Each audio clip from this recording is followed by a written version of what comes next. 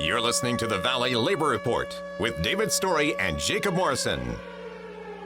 The time has come for America to hear the truth. We are going to stand with them, and not only are we going to fight for their rights, but we're going to stand up for our rights here in our state, in our homes, and in our community. One day longer, one day stronger. One day longer, one day stronger. Because the future of labor's rights in the United States of America is not going to be decided in the courts. It's not going to be decided in Congress. It's not going to be decided on talk radio, and it sure is not going to be decided on Fox News. For the union makes us strong. Solidarity forever. Solidarity forever. Good morning, Tennessee Valley. This is the Valley Labor Report, Alabama's only union talk radio show. It is Saturday, June 13th, 2020, and my name is Jacob Morrison, here with my co-host and fellow agitator, David Story. We are broadcasting live online and on the radio in the Huntsville, Decatur, Athens listening area from Athens, Alabama. Today we'll be talking to two registered nurses from St. Mary's Hospital in Pennsylvania. They just won their union election, and they'll be talking to us about what it's like organizing a union today and why it's so important. Later, we'll be trying to tackle some common myths about unions, and we'll be taking your calls. All this and more on today's Valley Labor Report. So like I said, we'll be talking to, we've got two nurses on the line from Pennsylvania. We've got Joe Gentile. He's a critical care nurse. He's been a critical care nurse for over 40 years, and he's worked at St. Mary's for more than 30. Bill Engle is an RN. He's been an RN for more than 24 years, and he was a Navy veteran in the hospital corpsman. Folks, we're really happy to have you on the line today. Thank you so much for joining us. And so if you could, we read that you won your election on August 24th of last year. We're really happy about that, obviously. So if you could kind of talk to us about when the people in your hospital started talking about unions, and if you could tell us what were some of the main reasons that started people talking about it and being interested in it. Go ahead, Joe. Yeah, so hello, Alabama, and good morning from Pennsylvania, the great Northeast here. So, yeah, we had a wonderful hospital. It went from a small community hospital to a great major medical center in our area. And what happened was, about 4 years ago, we were taken over by Trinity Healthcare. It was at that time that the degradation and dissolving of all the good things that we built up over these many years started to happen. And people started to notice, specifically nurses, that not only staff, nurses and physicians, were leaving, they were being put upon, supplies were disappearing, supplies were being less than what we had had. See, we had built up such a good reputation, and now that all started to insidiously dissolve. And it really culminated with two of our really good ICU, CCU nurses being fired over process and not really over character or what phenomenal nurses they were. And this really upset us. We were already on edge because we saw our shared governance model, the magnet model, our shared governance model being dissolved into more of an autocratic thing. And we said, wait a minute, as nurses, as experienced nurses, as more mature nurses, something's amiss here, something's wrong. And that's what started our trek to say, we are losing our voice. We did sit with the administration for a year and a half, our CEO, our CMO, our CFO, and our CNOs, several of them because they were fired frequently, and our directors, and said, hey, let us help. We're on the front line. We're nurses. We know what the solutions are. We know what the problems are. Let us help you. We don't need a union. We don't need anybody else to come into our home and help us. Let us tell you, Trinity, how we've done this for many, many years and how we can forge ahead, together for the future. And for about a year and a half, they listened to us. They took that information, they stabbed us in the back, and they tried to get a ton of us disciplined and or fired because they didn't want to hear nurses having a voice. So we tried to not do it with the union. Thank God for the union. A couple of our ICU nurses reached out to the union and said, we need help. And when I heard that, I coupled with them and said, okay, let's hear what they have to say. And I had the first 3 or 4 meetings in my backyard on the patio with them. And then we had several meetings in my own home in the next 3 or 4 months, gathering more and more people, finding out what the union was all about. As a conservative Christian constitutionalist, white gentleman, old grandpa, I did not want a union. But I'm telling you, God bless PASNAP. They gave us a voice, and they collated all the things that we were trying to do and gave us a forum of where we could take back the hospital of ours that was being disintegrated in front of our eyes, that we built, and we labored so hard to get such a great reputation as nurses. Right. That's something that is very common, that folks outside of the labor movement, they don't really recognize as much. They think that unions are just like, it's just about getting people raises, or it's just about winning these narrow benefits on the job. But it's really, for a lot of people that are in unions, that is a secondary or even a tertiary concern. The biggest concern that a lot of people have is, I want to have a voice on my job. I've been doing this, like I said when I introduced you, you've been doing this for 40 years. You know how to do your job, and you've got this big, multi-billion-dollar corporation coming in. None of these people have ever stepped foot in an emergency room floor or anything like that, and they're trying to tell you how to do your job, and you know how to do your job. And that you tried to tell them, they wouldn't listen, and the only way you could make them listen is through having a union. Yes, that's correct. I mean, the biggest thing with us nurses was as they were doing all the cutbacks, it started to put the patient's safety in jeopardy. And as nurses, our first calling in the medical field is, do no harm. And we always call them the suits, because, they sit in their offices and they count numbers and all those things. But to us, it's much more. I mean, it's a way of life. And, I joined after the fact. I mean, Joe and others were involved in the genesis of the movement at the hospital. And I joined about 3 or 4 months into it, realizing all the cuts and how it was making our jobs harder. But not only that, it was putting the patient safety. That was the biggest thing with us, was the patient safety. These are people that in our community that we know, that we walk with, that we see at the stores, that we see in the parks. People that we know, our loved ones go there, we go there. And, that was what brought us with the union. And they showed us the ability to, give us a voice, give us the power back to give the care that we really, really want to give. Right. Can you talk a little, you mentioned patient safety. Can you talk specifically about some of the things that the new administration in the hospital were doing that were undermining patient safety, and subsequently y'all are fighting against with the union and as nurses? What are some of the things that they did that undermined patient safety, and how are y'all fighting back against that? Well, I mean, one thing was every day, they had a choice to make once a new administration came in. They could leave it alone, take away, or add to it. And they were cutting back the ancillary people, like who put the supplies on the floor. So if we needed something in a quick moment, we would go to the supply room and it wouldn't be there.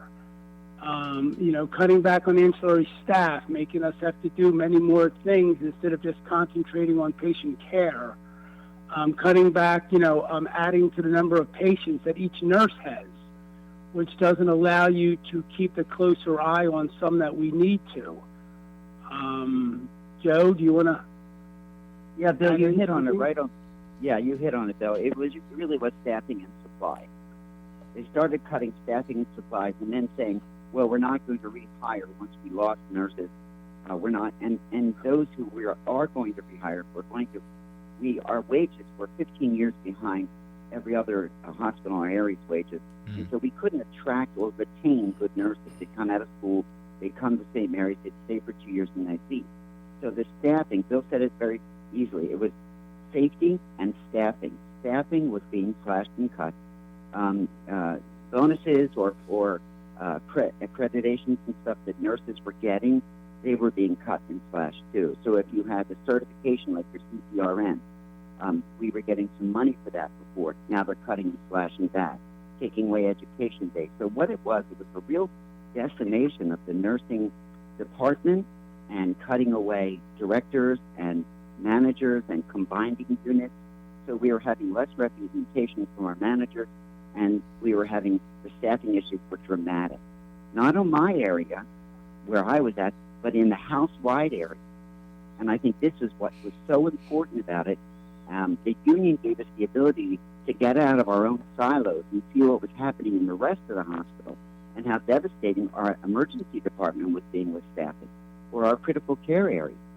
And so it was really interesting to see, oh my gosh, we thought it was bad in my unit. It's 100 times worse in another unit. So that understanding is what really galvanized us to say, it's unsafe because of staffing and supplies. We got to change it. Right. So, Bill, you mentioned that you were a convert, so to speak. That you were not on board from the beginning of the union movement at this hospital, and so obviously, there was a reason that you weren't on board at the beginning. So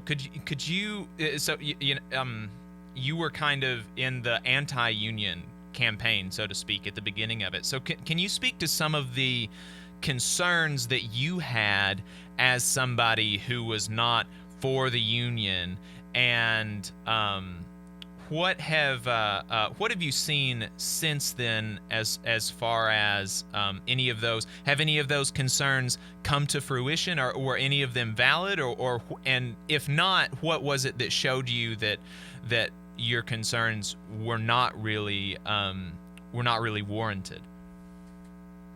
Concerns in what regard? I'm sorry? Concerns in what regard?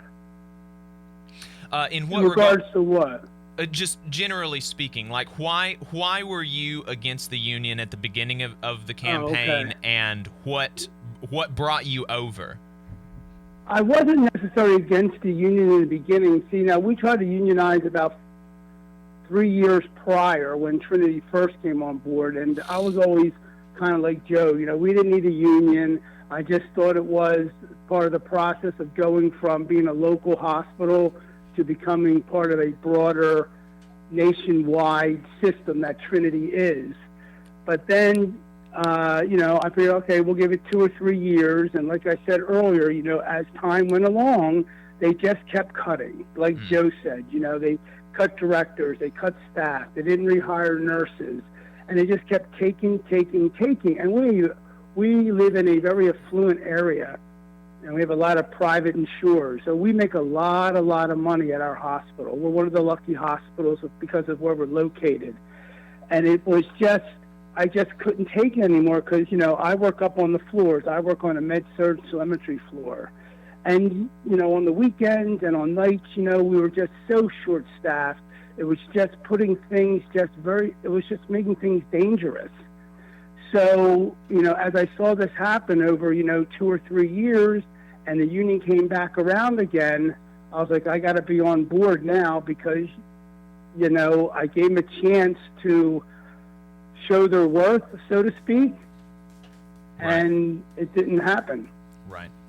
All right. We're coming up on a break. We're going to be talking to the nurses after the break about their election, what happened in the lead up to it, and winning it subsequently. So stay tuned. You're listening to the Valley Labor Report.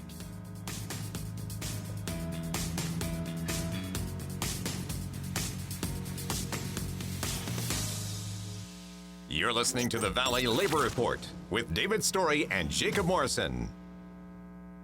The attorneys at Maples, Tucker, and Jacobs have stood with the working people of Alabama for over 40 years, providing skilled legal representation for your workplace injury claims. When you are injured on the job, it can be a scary time, but the attorneys at Maples, Tucker & Jacobs have the experience to guide you through the process to make sure that you and your family are properly taken care of and your rights are protected. If you need help, call the attorneys at Maple, Tucker & Jacobs at 855-617-9333 or visit online at www.mtandj.com. No representation is made that the quality of legal services is greater than the quality of legal services provided by other law firms. All workers deserve fair wages, affordable health care, and a retirement plan that enables them to retire with dignity. All workers deserve to have a say about the terms and conditions of their employment, not just the bosses. With the machinist unions over 600,000 members having our back, Local Lodge 44 in Decatur, Alabama has been serving workers' interests for over 20 years. Our members have the best health insurance in the area with zero deductible plans.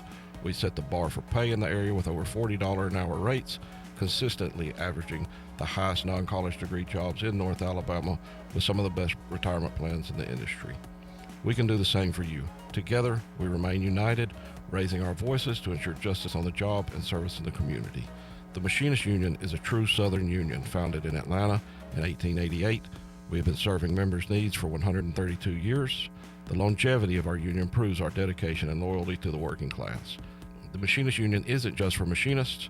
We represent workers in government, healthcare, auto workers, aerospace workers, transportation workers, the defense industry, and woodworking. Our members even build the iconic Harley-Davidson motorcycles.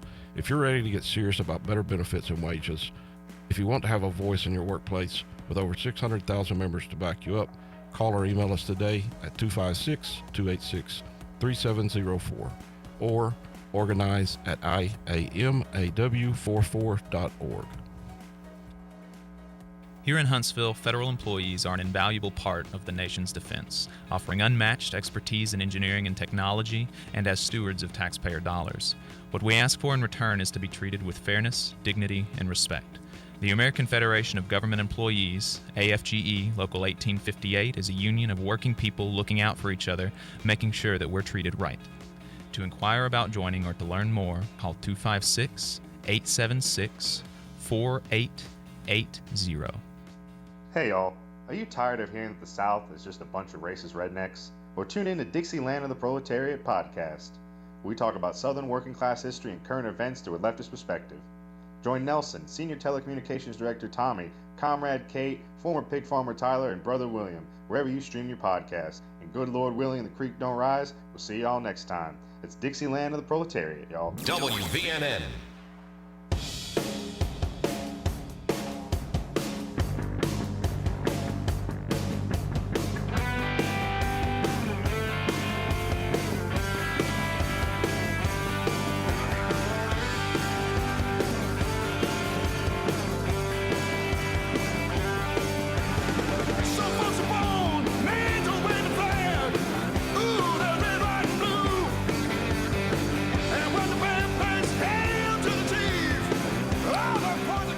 Good morning, Tennessee Valley. Welcome back to the Valley Labor Report. My name is Jacob Morrison, here with my co-host, David Story.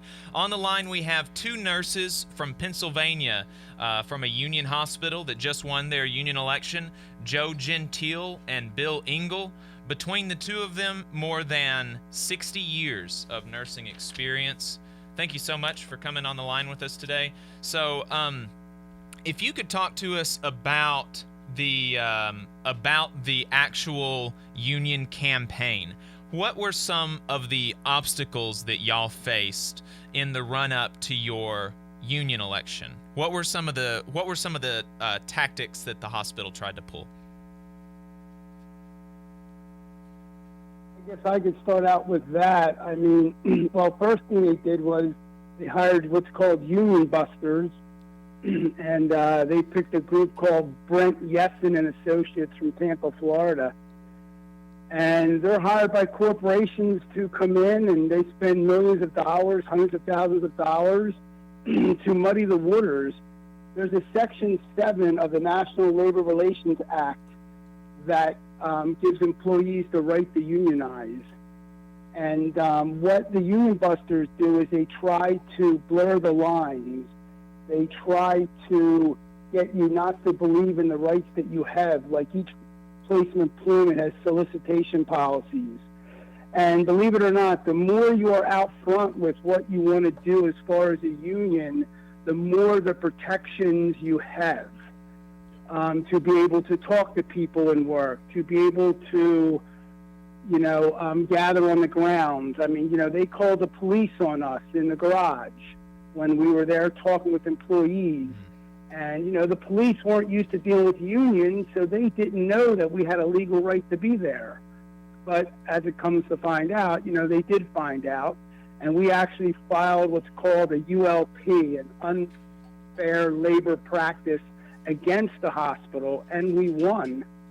And I sent that to you earlier, Jacob. And they had to post it in the hospital saying, all the things that, they will not do to us. And it was all based upon all the different tactics that they did. Joe has some personal stories he can share with you in that regard, Joe. Sure. So what happened was, for 30 years, many of us were heroes in the hospital. Many of us were well respected and honored.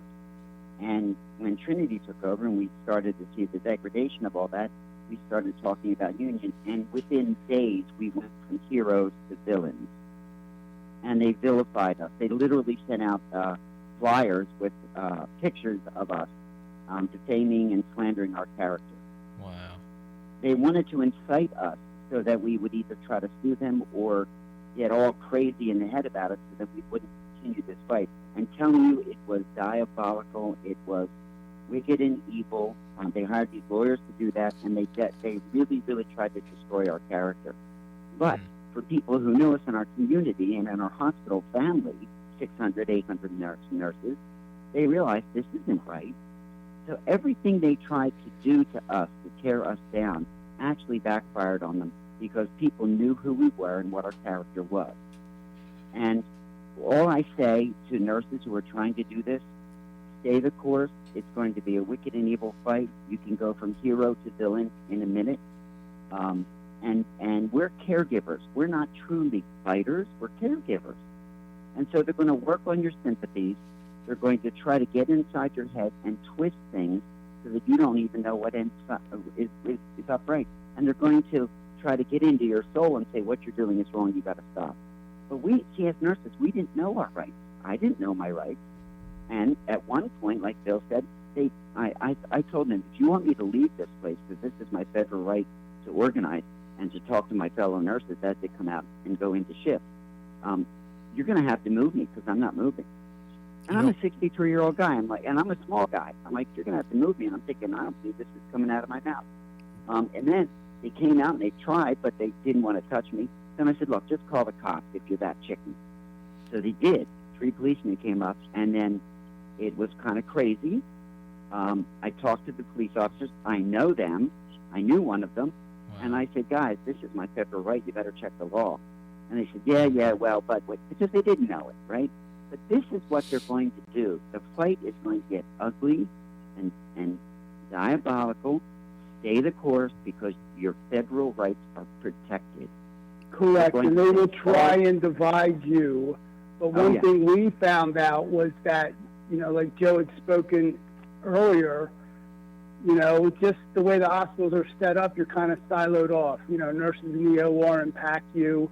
They don't get a chance to see nurses outside and other places. But just from us in the organizing campaign, we got to speak to each other, and we realized we all felt the same way, that we're all going through the same feelings. So really, the organizing campaign made us stronger as nurses with each other and more understanding. And they tried to keep dividing us, and it just didn't work. It just didn't work. It was great, actually. Hey, guys, we appreciate y'all coming on. This is David. One of the things that really bothers me is they always try to demonize the folks that are organizing a union for a democratic voice on the job, but they don't never want to look introspectively and look at exactly what they're doing to the patients that's on the floors, what they're doing to the patients that's in the ER, and what they're doing to the overall well-being of the nurses that they're employing. and that's I'm dealing with nurses right now, organizing in Gadsden, and they come out with a fierce anti-union campaign talking about the nurses are just greedy, but it's these private equity firms that buy up these hospitals and start cutting costs with absolutely zero respect for the patients that's coming in every day. Oh yeah, that's because they're bean counters, they're number counters. Those are people who are they treat the patients like widgets, like manufacturers. You know what I mean? They just treat it like if there's less people on the assembly line, it doesn't matter. But these are not inanimate objects that we're dealing with. These are people who have feelings and emotions and all that stuff. So they'll never understand it. And most of them that's where the nurses need to come out and just tell their stories. Yeah, and most of them are paying real good money to be taken care of properly. It's not like the insurance companies are cutting the costs for any of us out here paying for health insurance. Exactly right. Yep, we're coming up on another break. If it's all right with y'all, we'd like to bring you on for one more segment. We'll be talking about your contract negotiations. I'm interested in hearing how they're going and what's happened after the union election. Stay tuned, folks. This is the Valley Labor Report.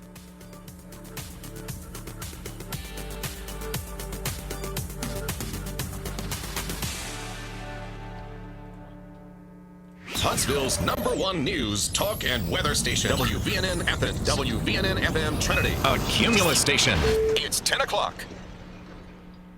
President at West Point. No Juneteenth speech. I'm Christopher Cruz. President Trump is speaking to the 1,100-member graduating class of the U.S. Military Academy at this hour. Few words in the English language and few places in history have commanded as much awe and admiration as West Point. This premier military academy produces only the best of the best, the strongest of the strong, and the bravest of the brave. The cadets are sitting socially distanced from one another. Mr. Trump has rescheduled a campaign speech planned for June 19th, known as Juneteenth to many black Americans. It's observed as the day slavery ended in the United States. The speech will happen on June 20th, and it will still take place in Tulsa, Oklahoma, the site of a deadly attack by whites on blacks in 1921.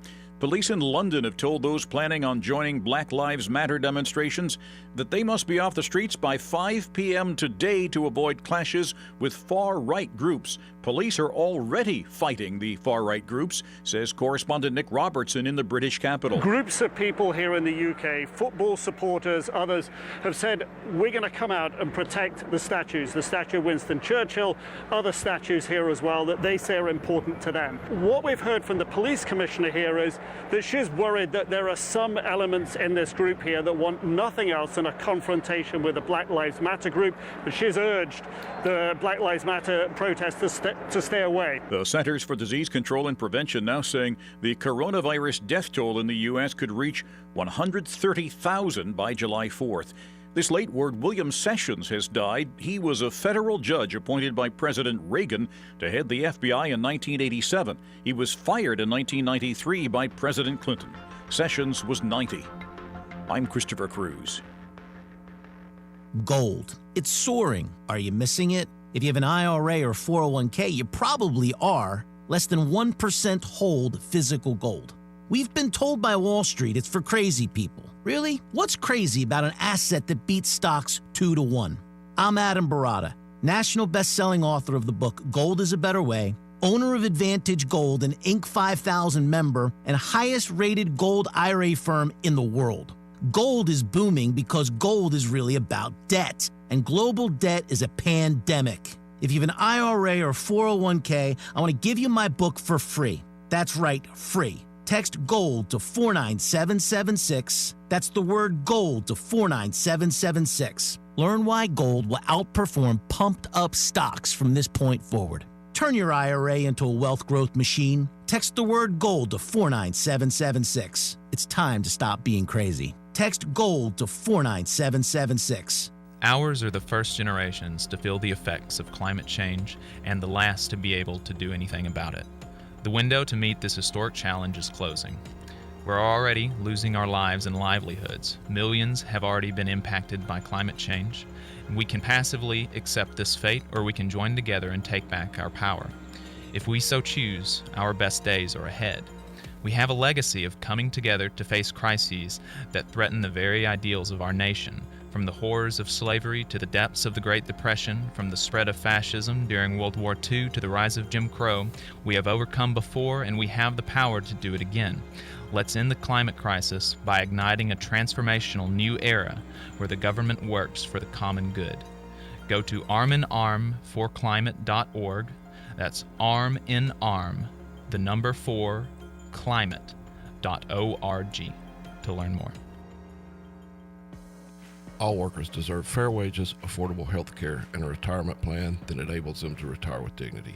All workers deserve to have a say about the terms and conditions of their employment, not just the bosses. With the machinist unions over 600,000 members having our back, Local Lodge 44 in Decatur, Alabama has been serving workers' interests for over 20 years. Our members have the best health insurance in the area with zero deductible plans. We set the bar for pay in the area with over $40 an hour rates, consistently averaging the highest non-college degree jobs in North Alabama with some of the best retirement plans in the industry. We can do the same for you. Together, we remain united, raising our voices to ensure justice on the job and service in the community. The Machinist Union is a true Southern union founded in Atlanta in 1888. We have been serving members' needs for 132 years. The longevity of our union proves our dedication and loyalty to the working class. The Machinist Union isn't just for machinists. We represent workers in government, healthcare, auto workers, aerospace workers, transportation workers, the defense industry, and woodworking. Our members even build the iconic Harley-Davidson motorcycles. If you're ready to get serious about better benefits and wages, if you want to have a voice in your workplace with over 600,000 members to back you up, call or email us today at 256-286-3704 or organize at iamaw44.org.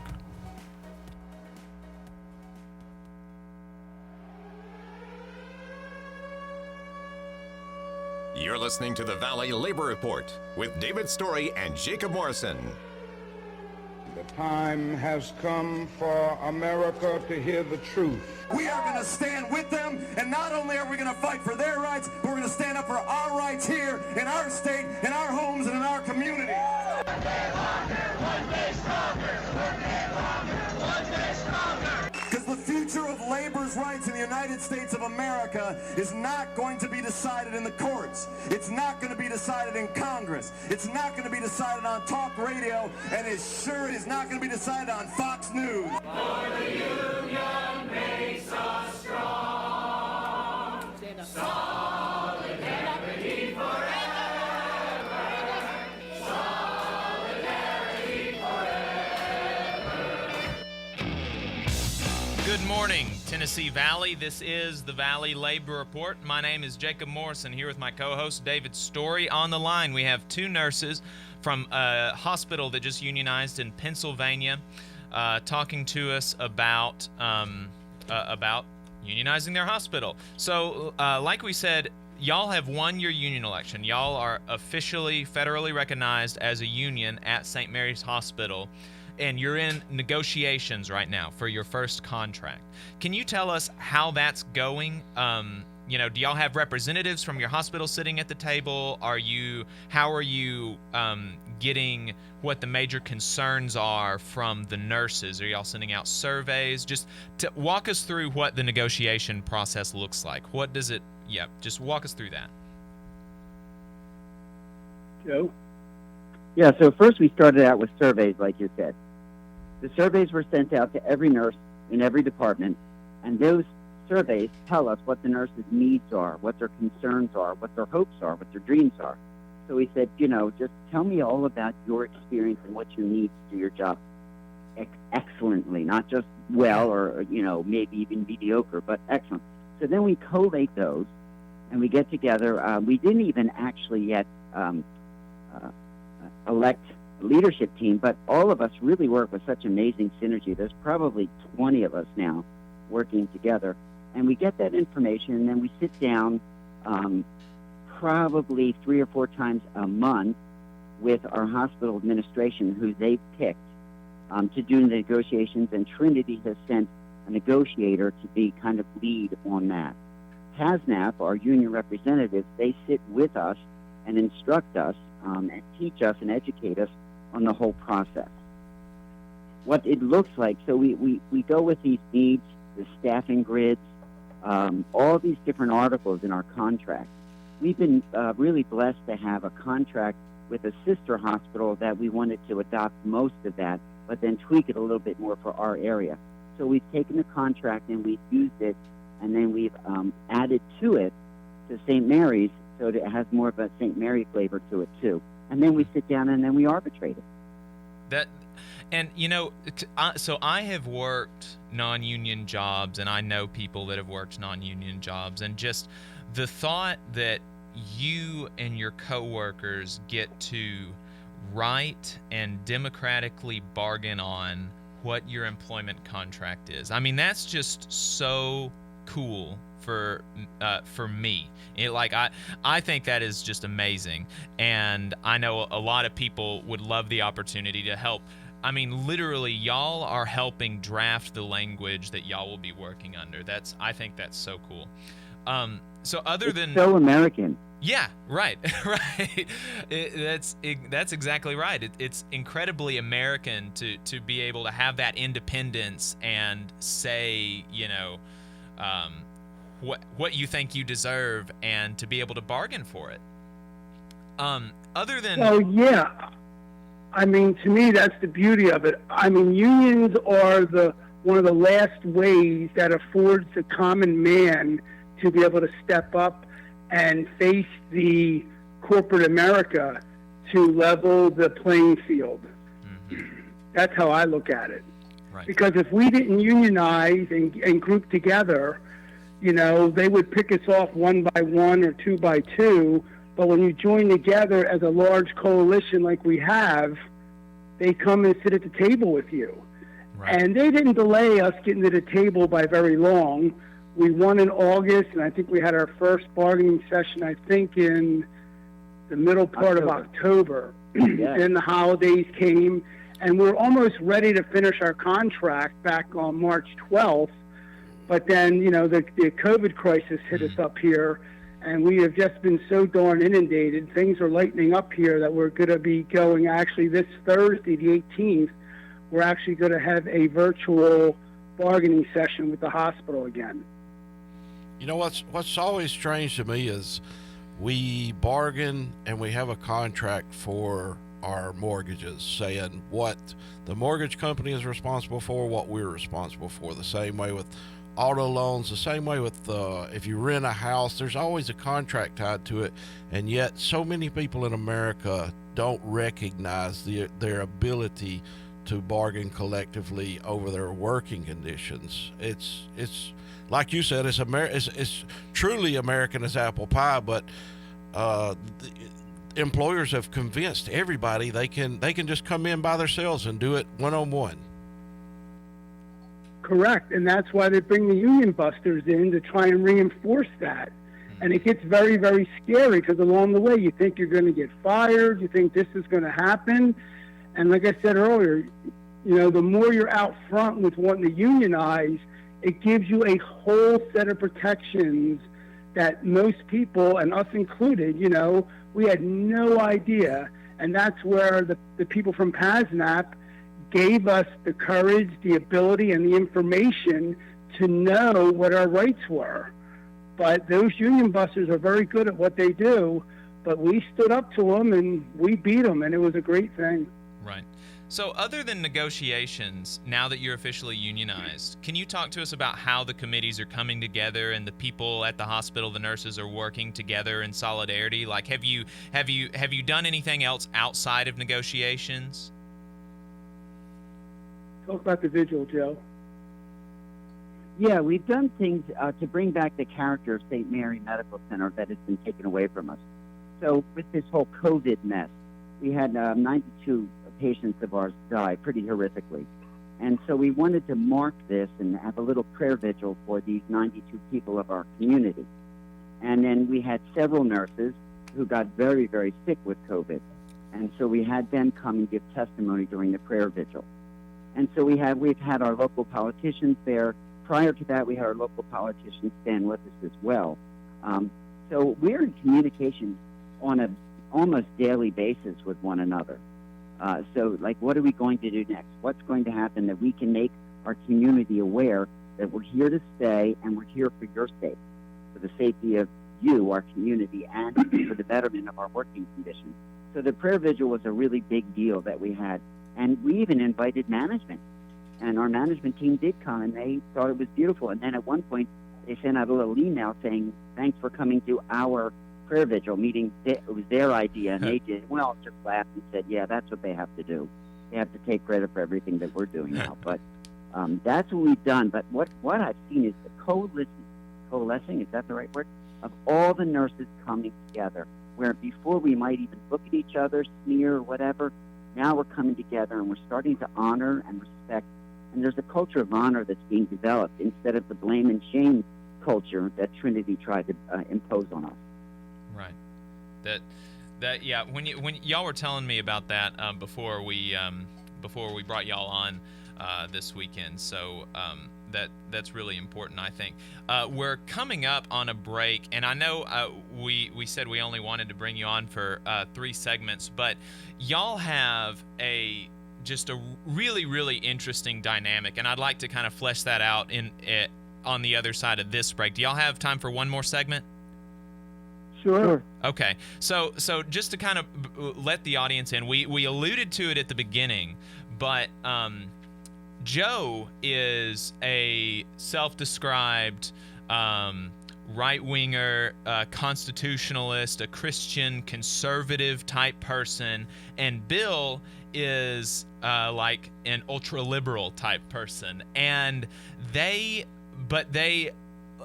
able to go above their political differences and recognize that they are brothers, and they're brothers and sisters with their co-workers, and they have more in common than they have that divides them. And so they're able to work together, and they're passionate about the union together, and they're and so that's I want to give them a chance to flesh that out on the other side of this break.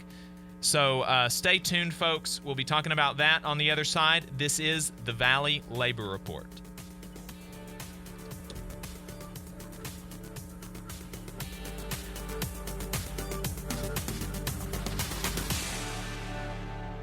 You're listening to the Valley Labor Report with David Story and Jacob Morrison. The attorneys at Maples, Tucker, and Jacobs have stood with the working people of Alabama for over 40 years, providing skilled legal representation for your workplace injury claims. When you are injured on the job, it can be a scary time, but the attorneys at Maples, Tucker, and Jacobs have the experience to guide you through the process to make sure that you and your family are properly taken care of and your rights are protected. If you need help, call the attorneys at Maple, Tucker, and Jacobs at 855-617-9333 or visit online at www.mtandj.com. No representation is made that the quality of legal services is greater than the quality of legal services provided by other law firms. Public schools are critical to the success of communities and democracy. Now more than ever, our educators and school support staff are going above and beyond to support our students and families. We at the Alabama Education Association are proud to represent the hard-working employees of our public schools and colleges. Thank you for all of your love and dedication to Alabama's students. Please take care and stay safe. Ours are the first generations to feel the effects of climate change and the last to be able to do anything about it. The window to meet this historic challenge is closing. We're already losing our lives and livelihoods. Millions have already been impacted by climate change. We can passively accept this fate, or we can join together and take back our power. If we so choose, our best days are ahead.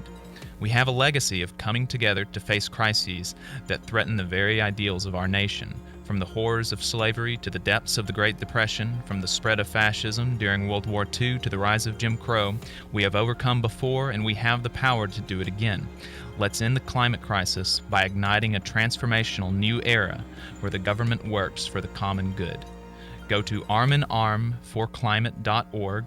That's arm in arm, the number 4, climate.org to learn more. The Valley Labor Report is also supported by listeners like you. If you value the work that we are doing, injecting a different perspective into talk radio, and you have the means, consider signing up for a monthly donation on patreon.com/The Valley Labor Report. Again, that's patreon.com/The Valley Labor Report to support our work and keep us on the air. Hey y'all, are you tired of hearing that the South is just a bunch of racist rednecks? Well, tune in to Dixie Land of the Proletariat podcast. We talk about Southern working class history and current events through a leftist perspective. Join Nelson, Senior Telecommunications Director Tommy, Comrade Kate, former pig farmer Tyler, and Brother William, wherever you stream your podcast. And good Lord willing the creek don't rise, we'll see y'all next time. It's Dixie Land of the Proletariat, y'all. It's your news now. WVNN. Depend on it.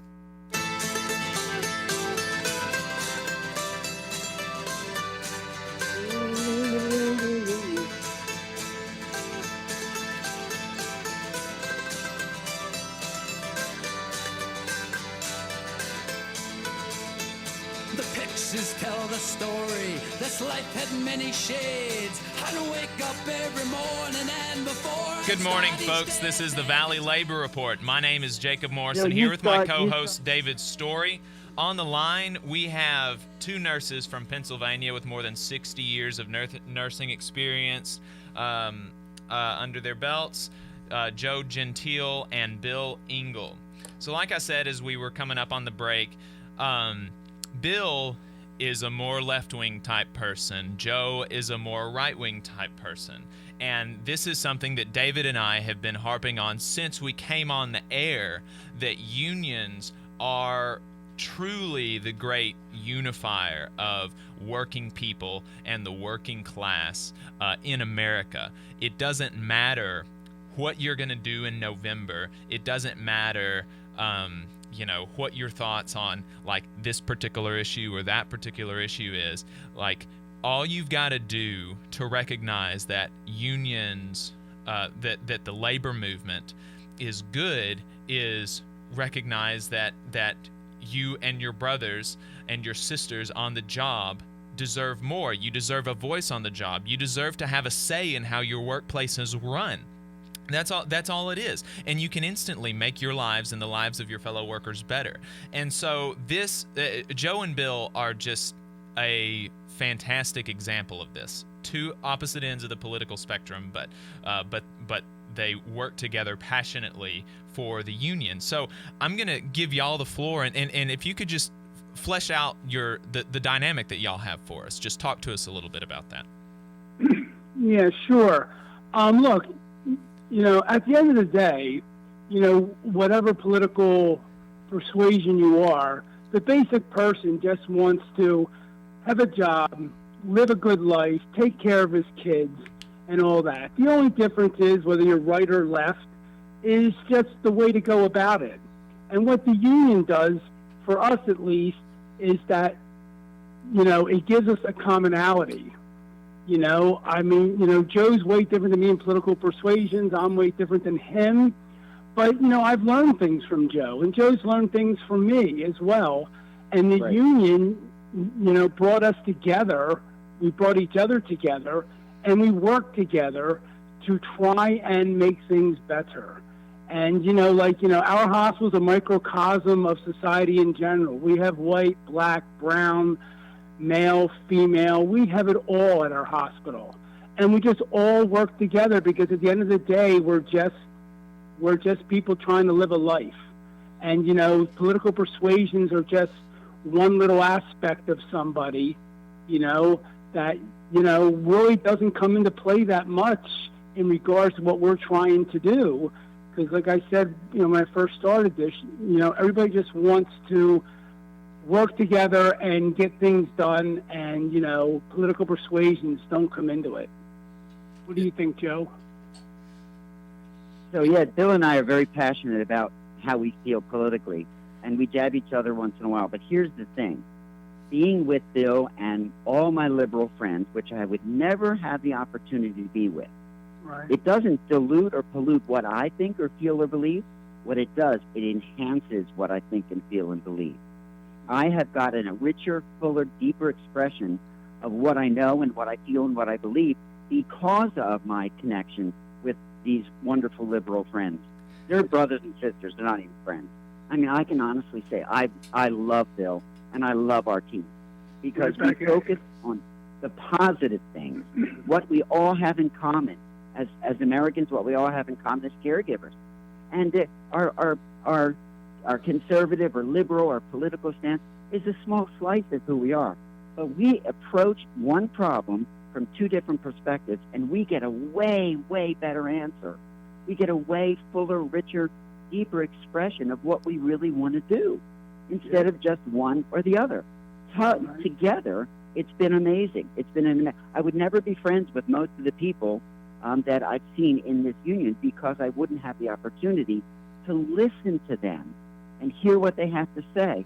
I may or may not agree, but to listen and to move together forward truly arm in arm has been an amazing adventure. I got to say, guys, it's very rare that I use the word beautiful, but that is really beautiful to listen to that tone of speech from both of you, because the one thing that conservative and liberal talk and TV shows constantly try to do is divide us on political lines. And the fact that the union brings everyone together, and Jacob and I both truly believe if you solve a lot of these workplace issues, I think a lot of your political issues start to melt away, because most of your political issues are economic, surrounding different ideologies, but the bottom line is they're economic driven, generally speaking, and through working together you're able to melt those political lines, and it's wonderful hearing y'all speak. Thank you. Yes, I mean, divided we fall, together we stand, and that's the whole thing with big corporations and political parties for that matter. They try to divide us. But the union and coming together for a common goal, those things just all seem to meld together, and we realize that we are not that much very different. We're all just basic people looking to have a good life, good standards, and for nurses, take care of patients safely and to the best of our ability. Right. And e pluribus unum really means something. Yeah. Yep. Mm-hmm. So, like David mentioned earlier, they are organizing a group of nurses in Alabama right now, and like he said, they're being brought into closets one-on-one with managers, being told horrible things about unionizing and being intimidated and threatened, and so could you just talk directly to those folks that are looking to have a voice on the job here in Alabama? What would you say to them if you were you've got their ear right now, so what would you say to them? Sure. Nurses, listen up, nurses. You're the strongest, most powerful force in the hospitals today and throughout our country. You have a voice. It needs to be heard. You are stronger together. You can do this. It'll get ugly. Stay the course. Keep your eyes fixed on that goal, and do not let go, because you will transform your area. You'll transform your hospital, your area, and please God, our nation. We can do this, nurses. Don't you give up, and don't listen to the lies. If it gives you a little twinge in your heart, like, whoa, that's a liar, man, that was evil, or that was nasty, that listen to your discernment. That's right, it was nasty and it's not true. So they want to divide you and they want to destroy you. Stay together. Don't allow the dividing. You can actually walk out of that closet and say, no, thank you, sir, I don't really need to hear what you have to say. That's right. Just remember, why are they going through all this? Why are they trying to divide you? The thing is, they don't hire these people and spend this money for no reason. They're doing it for a reason. You have to ask yourself the question, why did they bring these people in and they're not willing to speak to us directly? Once you answer that question, you'll find out the truth. They're trying to divide. It's going to be an economic issue for them, but it's a patient safety issue for you guys, and you have to just keep the patients and the safety at the foremost of the conversation. and don't let them change the dynamics of that. And never forget the rights that you have. Never forget it.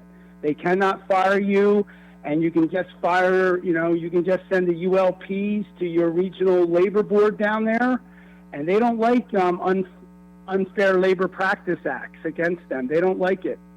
They actually wanted us to rescind some of ours to come to the bargaining table, and we refused to. Yeah, so use your power. You have way more than you know. Those ULPs are public record, and you can find them on the National Labor Relations Board's websites, and they definitely do not like to be highlighted on those websites. Correct. Right. Yeah, and you mentioned something about them having union busters, and you said to just think about it, and more than that, think about the fact that they're trying to tell you that they don't have enough money to pay you a better salary, or to buy you the equipment that you need, or to hire enough nurses for you to adequately take care of your patients, but they've got enough money to pay thousands and tens of thousands and hundreds of thousands of dollars to these big union busting attorneys to come and intimidate you. Something's just not right about that. That's right. That's right. Yeah. So thanks for coming on, folks. I Both can't. of us are just terribly happy to have y'all on. Like David said, beautiful is just an accurate description. Thanks so much. Folks, this is the Valley Labor Report. We've got a little bit more. Thanks again, Joe and Bill. Y'all have a good one. You're listening to the Valley Labor Report with David Story, and this is News Talk 770 AM, 92.5 FM WVNN. News starts now. It is not the duty of U.S. troops to solve ancient conflicts in faraway lands that many people have never even heard of. President Trump speaking to the nearly 1,100 graduates of the U.S. Military Academy at West Point this morning. We are restoring the fundamental principles that the job of the American soldier is not to rebuild foreign nations, but to defend strongly our nation from foreign enemies. Mr. Trump is rescheduling his first campaign rally in months to a day later, so it won't conflict with the Juneteenth observation of the end of slavery in the United States. The speech will still take place in Tulsa, Oklahoma, site of a massacre of blacks by whites in 1921. William Sessions has died. He was a federal judge appointed by President Reagan to head the FBI in 1987. He was 90. I'm Christopher Cruz. The attorneys at Maples, Tucker, and Jacobs have stood with the working people of Alabama for over 40 years, providing skilled legal representation for your workplace injury claims. When you are injured on the job, it can be a scary time, but the attorneys at Maples, Tucker, and Jacobs have the experience to guide you through the process to make sure that you and your family are properly taken care of and your rights are protected. If you need help, call the attorneys at Maple, Tucker, and Jacobs at 855-617-9333 or visit online at www.mtandj.com. No representation is made that the quality of legal services is greater than the quality of legal services provided by other law firms. Hometown Action is concerned Alabama's small towns and rural communities increasingly are coming under attack by corporate interests that run local shops out of businesses, shutter our rural hospitals, and pollute our rivers, providing only unstable poverty-wage jobs with no health insurance. We know workers and local residents understand the best solution to local problems. Together, we can build the multiracial, working-class power we need to take back our communities. Please join us online at www.hometownaction.org. Thanks for standing with workers, supporting Valley Labor Talk. Public schools are critical to the success of communities and democracy. Now more than ever, our educators and school support staff are going above and beyond to support our students and families. We at the Alabama Education Association are proud to represent the hard-working employees of our public schools and colleges. Thank you for all of your love and dedication to Alabama's students. Please take care and stay safe. The Valley Labor Report is also supported by listeners like you. If you value the work that we are doing, injecting a different perspective into talk radio, and you have the means, consider signing up for a monthly donation on patreon.com/The Valley Labor Report. Again, that's patreon.com/The Valley Labor Report to support our work and keep us on the air.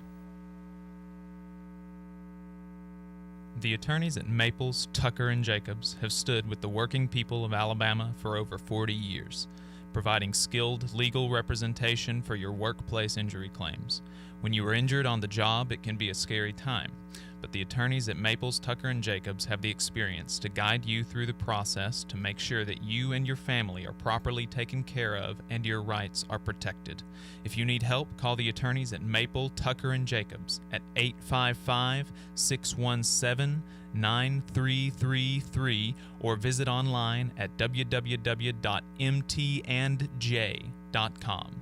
No representation is made that the quality of legal services is greater than the quality of legal services provided by other law firms.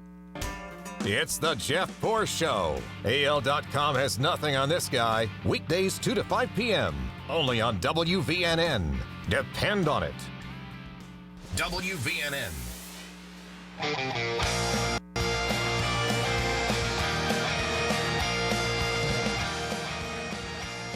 Good morning, folks. This is the Valley Labor Report. My name is Jacob Morrison, here with my co-host David Story. So for the first hour of the program, we were talking to a couple of nurses from Pennsylvania. If you missed that, don't worry. You can still watch it.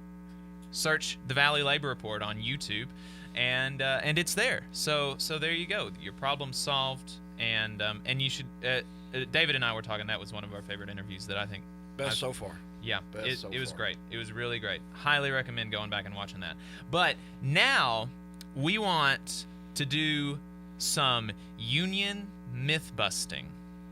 So this is going to be fun. And if you have any questions about unions that you want to ask us, you can give us a call. 1-866-494-9866. That's 1-866-494-WVNN.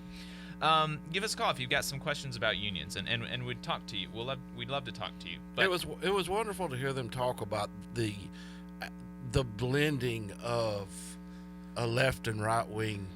I mean, just completely different spectrums of the political world, and I mean, it sounded like they were really brothers. Yeah, they were truly brothers in arms. Yeah, and that's and hearing them talk together about the lies. They did a little bit of union myth busting when they were on, talking about the lies that the union busters, that these big multinational, multi-billion-dollar corporations will hire for thousands and tens and hundreds of thousands of dollars, but still tell you that they don't have enough money to meet your demands. But they do have enough money to hire these big fancy union busting law firms or hire cops to break picket lines and stuff like that. I mean, don't listen to them. They are liars. They see you and your patients and your customers as numbers, and the only way that you can assert your rights and your dignity as people, as caregivers, if that's your situation, is to organize. That's the best way to do it. So the first one that I wanted to tackle is that union dues are mandatory or compulsory. And now this is wrong for multiple reasons here in Alabama, but it's also wrong everywhere. It's wrong in Alabama if you're ever trying to organize here in Alabama, and they try to tell you that union dues are compulsory. They don't know labor law. They don't know anything about Alabama labor law. Oh, they know labor law. Most of the time, they're just lying. Yeah, they're just lying to you.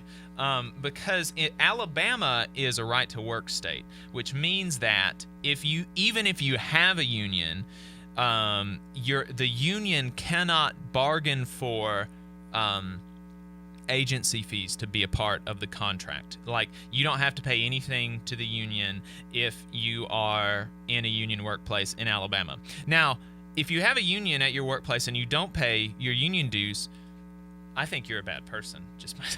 And I'll tell you that to your face. You should pay your union dues because your union represents you and your union fights for you and your union legally has to fight for you. So you should pay your dues, but you don't have to. Additionally, even outside of Alabama, unions cannot make you pay your union dues. Something that they can do is bargain for in their contract that employees have to pay an agency fee, which is always lower than union dues and can only be used to go towards representation purposes. So that's the only thing that unions could ever and they're not even making you do it. They can't even make anybody do it. They can bargain for that to be in the contract. If the employer doesn't want that to be in the contract, they can say no. And if the union doesn't have the strength to put that in the contract, then they're out of luck. There's nothing that they can do.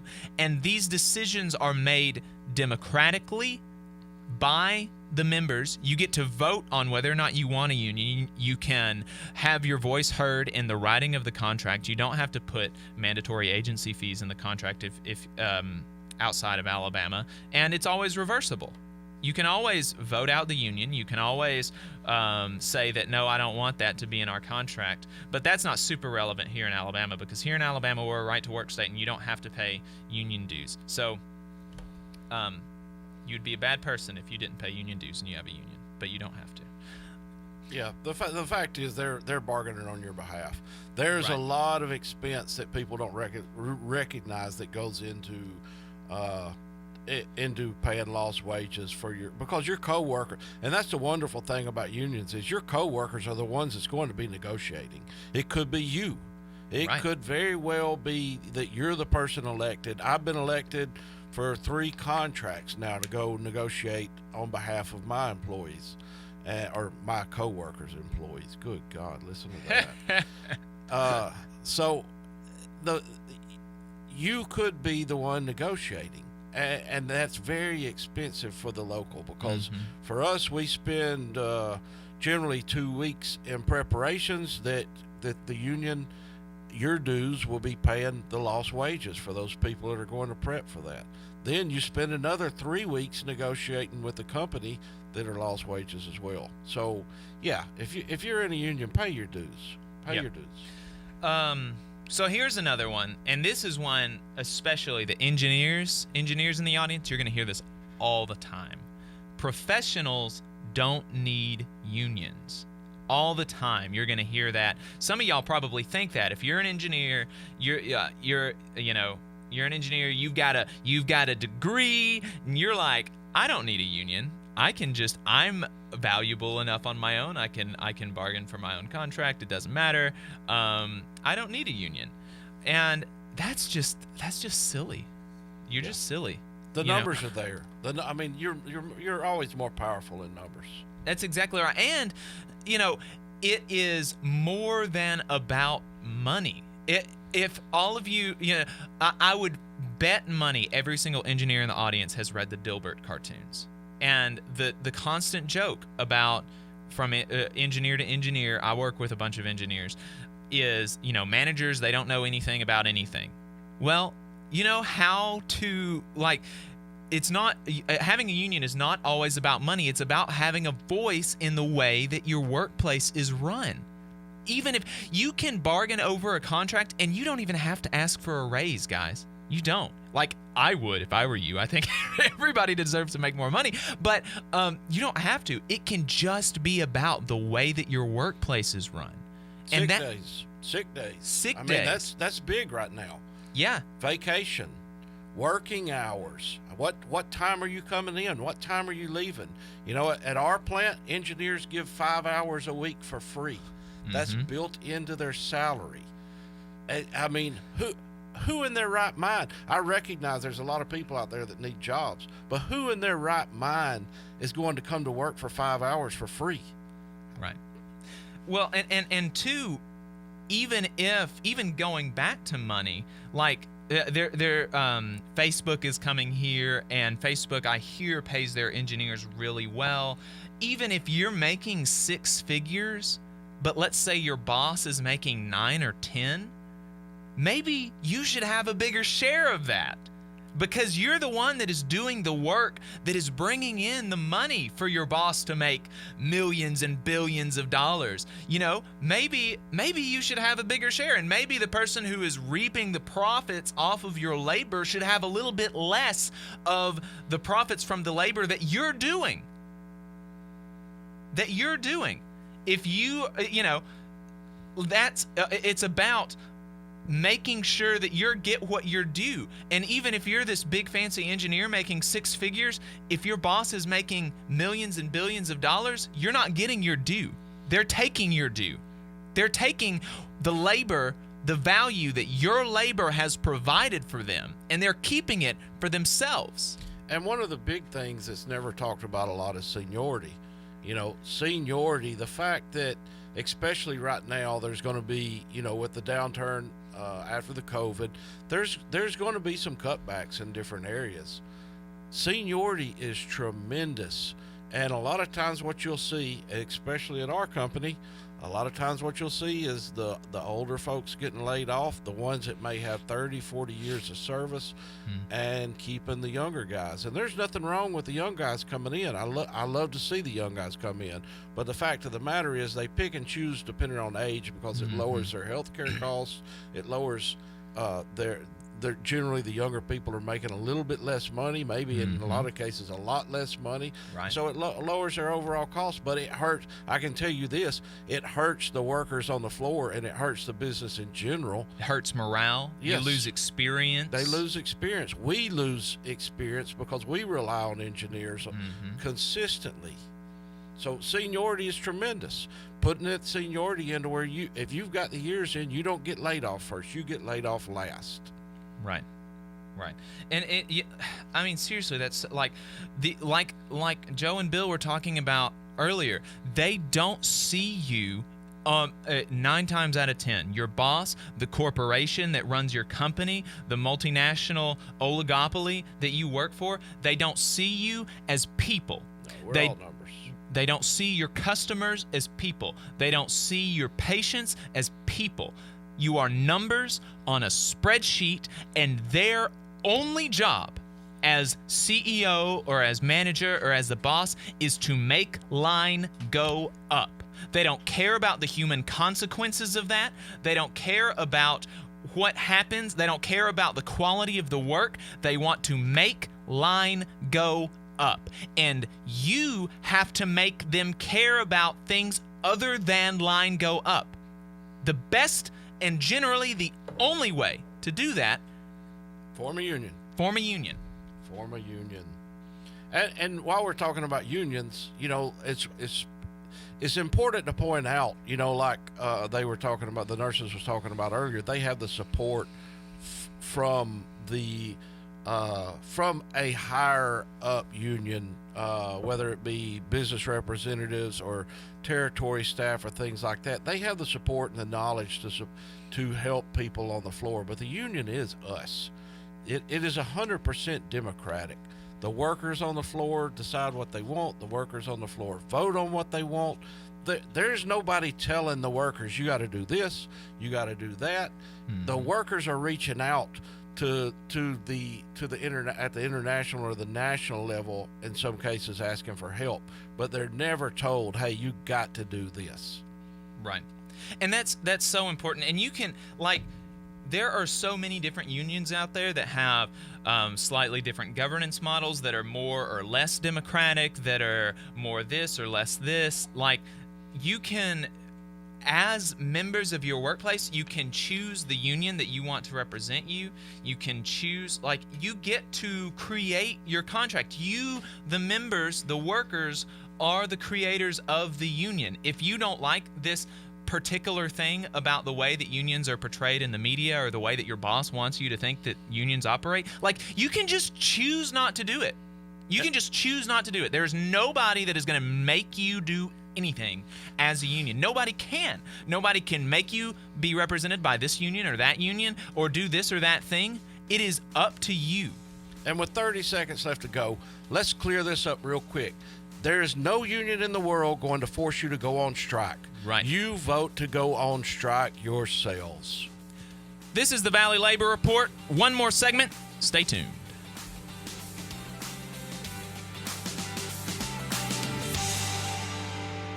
You're listening to the Valley Labor Report with David Story and Jacob Morrison. The attorneys at Maples, Tucker, and Jacobs have stood with the working people of Alabama for over 40 years, providing skilled legal representation for your workplace injury claims. When you are injured on the job, it can be a scary time, but the attorneys at Maples, Tucker, and Jacobs have the experience to guide you through the process to make sure that you and your family are properly taken care of and your rights are protected. If you need help, call the attorneys at Maple, Tucker, and Jacobs at 855-617-9333 or visit online at www.mtandj.com. No representation is made that the quality of legal services is greater than the quality of legal services provided by other law firms. The Valley Labor Report is also supported by listeners like you. If you value the work that we are doing, injecting a different perspective into talk radio, and you have the means, consider signing up for a monthly donation on patreon.com/The Valley Labor Report. Again, that's patreon.com/The Valley Labor Report to support our work and keep us on the air. Hometown Action is pleased to support the launch of the Valley Labor Report because they know that myself and David support their values. They're a power-building collective of small-town, rural, and working-class Alabamians fighting to build inclusive and sustainable communities where all residents can thrive. They invite you to find out more about them online by visiting their website, www.hometownaction.org, and on social media. Please join them in advocating for a stronger labor movement in Alabama. The American Federation of Government Employees, AFGE Local 1858, believes all workers are entitled to fairness, dignity, and respect. AFGE also knows that the best way to guarantee proper treatment is for workers to stand together, united, looking out for each other. In AFGE, we fight for workers every day to ensure a workplace that is safe and free from harassment. If you're a federal employee and want to be a part of this union, to protect yourself and your fellow workers, call 256-876-4880. The attorneys at Maples, Tucker, and Jacobs have stood with the working people of Alabama for over 40 years, providing skilled legal representation for your workplace injury claims. When you are injured on the job, it can be a scary time, but the attorneys at Maples, Tucker, and Jacobs have the experience to guide you through the process to make sure that you and your family are properly taken care of and your rights are protected. If you need help, call the attorneys at Maple, Tucker, and Jacobs at 855-617-9333 or visit online at www.mtandj.com. No representation is made that the quality of legal services is greater than the quality of legal services provided by other law firms. Rolling stones of the rap game, not bragging. Look bigger than Jagger, not sagging. Roll it backwards, I'ma leave it at that. That ain't got nothing to do with rap. Shut the backs, expose those cats who pose as heroes, take advantage of blacks. The government's gangsters, so cut the crap. A war going on, so where y'all at? Fight for power, cause great responsibility. F the police, who's stopping you from killing me? Disasters, fiascos, a loop by PE. It's a science that we believe in TV. Good morning, folks. This is the Valley Labor Report. My name is Jacob Morrison, here with my co-host, David Story. This is our last segment. Want to give a shout out to everybody listening. Thank you so much. My sweet wife, Lauren. We got some Wobblies up in Utica, New York, listening to us. And, of course, our audience down here in Alabama. Thank you so much. We are doing... Hey, don't forget about my machinist brothers up in Chicago. Oh, Chicago. Yeah. We got some folks from IAM District 141 listening to us. I know we had their president and general directing chair on a while back. And I seen a brother with the iron workers over in Sheffield commenting. Yeah. So the iron workers in full support there as well. We thank y'all over there. I know. Hopefully there's some IBEW brothers over there in Sheffield. We got brothers and sisters across the state, across the nation. I don't know. I hadn't picked up anybody on an international level, but maybe we'll get some international listeners as well. Maybe. So we've been doing some union myth busting, and The next myth that we want to tackle is that unions are corrupt. Just a blanket statement, unions are corrupt. You don't want to mess with unions because they're corrupt. Now, the first off, right, is that unions are human institutions. David and I both know that, right? They're not. No union is going to be perfect. No union is going to be like and there are going to be flaws in unions, and there are going to be flawed iterations of unions. That is the nature of humankind. Okay, so you can, no doubt, you can give me an example of a union that has done terrible things or is doing terrible things. Surely there's no companies that's been, Surely been there's no companies, though. No. And now here's a good question. Why is it that unions are much more seen in the public eye as corrupt more often than companies, when we know for a fact that companies hid the reality of climate change from us for decades? Companies hid the reality of asbestos. Tobacco causing cancer for decades. Yep. They hid asbestos from us, and that and here's what: corrupt union officials go to jail. How many CEOs that were responsible for the financial crisis in 2008? How many of them went to jail? Yeah, look at Wells How Fargo. Many? Yeah. Look at Wells Fargo. Look at Wells Fargo. I mean, just absolutely corrupt. Signing people up for credit cards that's they've never even talked to. How many of them went to jail? None, right? I don't think anybody from Wells Fargo went to jail. Don't think any of the bankers from 2008 went to jail. Well, that's because they got money. They're constantly cutting deals with the government. That's right. So, and there's the big difference. When unions are corrupt, the officials are most often caught, and they're punished, and they generally go to jail. They go to jail and they do time. Good, right? We don't want corrupt union officials out there running unions. We want them punished, but that's like propaganda, okay? Yeah. Like, as the treasurer for our state council, I handle all the checks coming in, all the money's going out, and I can tell you, you have no idea the amount of oversight that I have to go through, the hoops that I have to jump through, not just with my union, and that's a great thing, that the audits that occur every 6 months, but also with the federal government, and the fact that anytime. A lot of times when people start talking about unions, they talk about, well, they're donating money to the Democrats. Horse crap. Unions are federally banned from donating money to the Democrats. Anybody that tells you that is either lying or they're clueless. Chances are they're both. But there's never been a one red union cent donated to any political campaign because it's federally outlawed. Yeah, and so that's an important thing to keep in mind when you hear about union corruption. But that being said, where union corruption is present, it almost always starts with the employer, right? We've been reading about the UAW, that the corruption that's been going on there for years. And who are they corrupt with? They're corrupt with the people on the board of the big three. That's who they're corrupt with. It starts with the employer, because if they don't want a union, but if they have to have a union, they would much prefer to buy them off and to keep them complacent, keep the officials complacent, the members unheard. And so here's a good way to fix a corrupt union, or to not be a part of a corrupt union.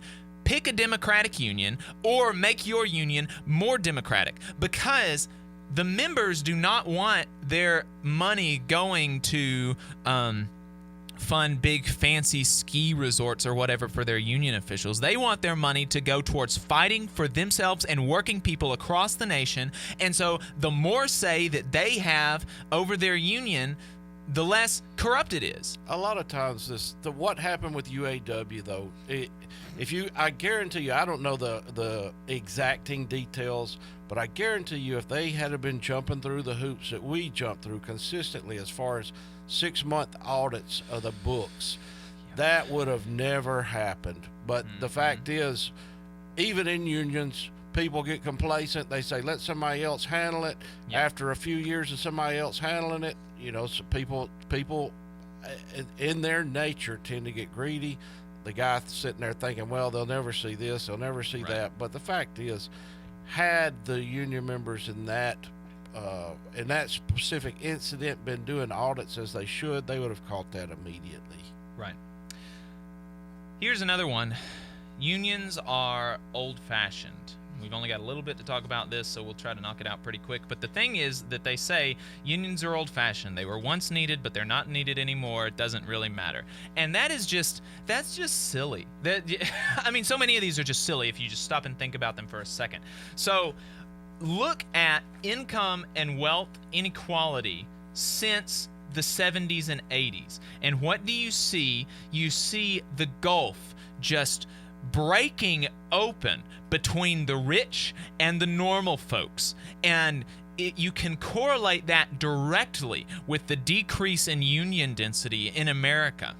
They are as relevant today as they have ever been. The gap between the rich and the not rich is wider than it has ever been since right before the Great Depression in the 30s.